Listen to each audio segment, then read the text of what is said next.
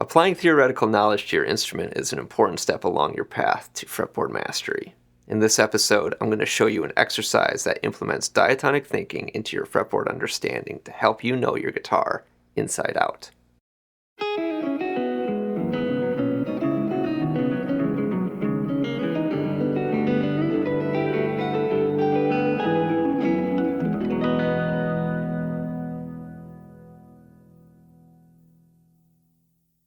Hey there, welcome to Inside Out Guitar. I'm Colin Sapp.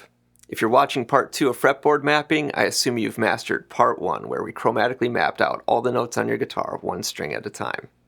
Thank you for your comments on that video. As some of you found out, linear fretboard mapping with the chromatic scale is a simple exercise to understand, but deceptively difficult in practice, especially at the faster tempo ranges. Make sure you're always saying the pitch names as you play them.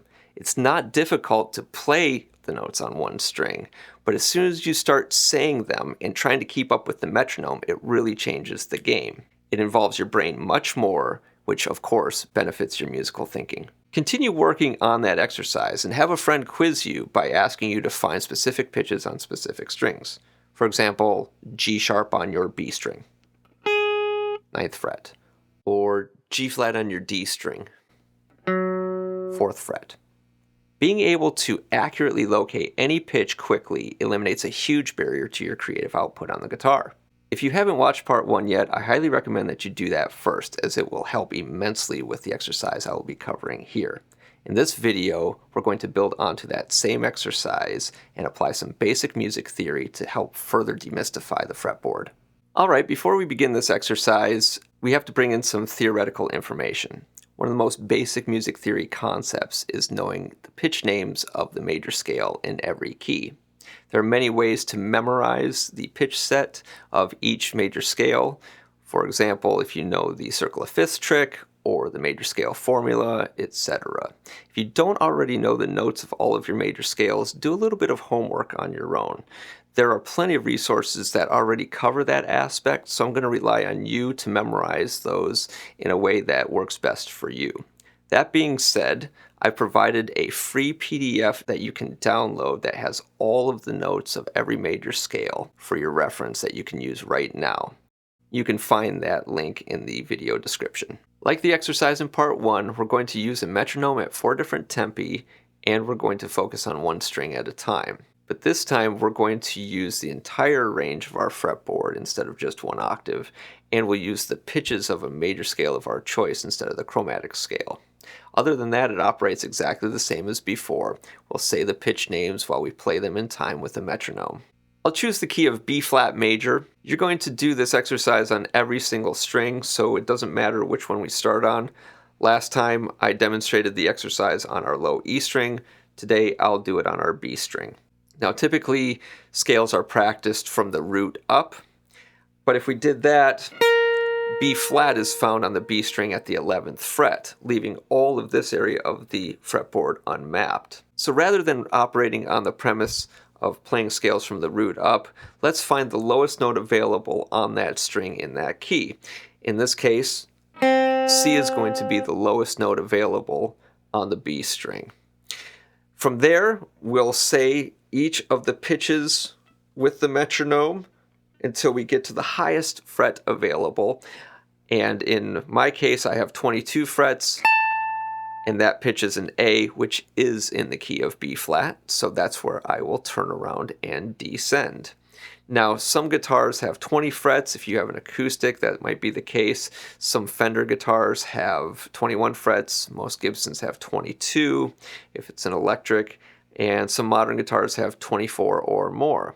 The idea here is that you will use all the notes available to you in that key on your specific instrument. So let's try it out and see how you do. Here's an easy 80 beats per minute. Alright, so say and play the B flat major scale with me, starting on the low C, 1st fret. 1, 2, say it and play it. C, D, E flat, F, G, A, B flat, C, D, E flat, F, G, A, G, F, E flat, D, C, B flat, A, G, F, E flat. C. Some people struggle saying their scales when they're descending, so if that's a problem for you, isolate that as an exercise and just repeat the descending part over and over until you can finally do it in both directions without stopping. All right, let's try that same exercise at 120 beats per minute now. 1, 2, same thing, go. C, D, E flat, F, G, A, B flat, C, D, E flat, F, G, A, G, F, E flat, D, C, B flat, A, G, F, E flat, D, C. The guitar is great because it's a visual instrument. We can see the intervals in between the pitches, which helps to reinforce our theoretical understanding of the major scale. We know that in every major scale, there is a half step in between the 3rd and 4th degrees and the 7th degree and the root. So the 7th and the root on the B string, T do, is on the 10th and 11th frets, and then the 3rd and 4th degrees, D to E flat, occur on the 3rd and 4th frets of this scale. The remaining pitches are all 2 frets apart, which form a whole step. So look for these intervals as you practice through the different strings in the different keys. Let's try the same exercise again at 160 beats per minute. Here we go. 1, 2, ready, go. C, D, E flat, F, G, A, B flat, C, D, E flat, F, G, A, G, F, E flat, D, C, B flat, A, G, F, E flat, D, C. If that tempo needs work, pause the video right now and spend some time working on it until you're comfortable enough to jump up to 200 beats per minute. All right, let's go for all the glory here. 200 beats per minute. Can you say and play all the notes in B flat major on your B string your first try with me at 200 beats per minute? Let's do it. 1, 3, 1, 2, ready, go. C, D, E flat, F, G, A, B flat, C, D, E flat, F, G, A, G, F, E flat, D, C, B flat, A, G, F, E flat, D, C. Wow. Once saying and playing B flat major fast is comfortable on your B string, repeat that process on the remaining strings. Then choose a new key and do that same process on each string for that new pitch set. You may find that after doing a few major scales that there's a snowball effect where it takes you less time to map out that pitch set for that new key. But be thorough in your practicing. Don't cut any corners. Take this opportunity to really learn your fretboard inside out. Building a strong foundation will benefit so many aspects of your musicianship.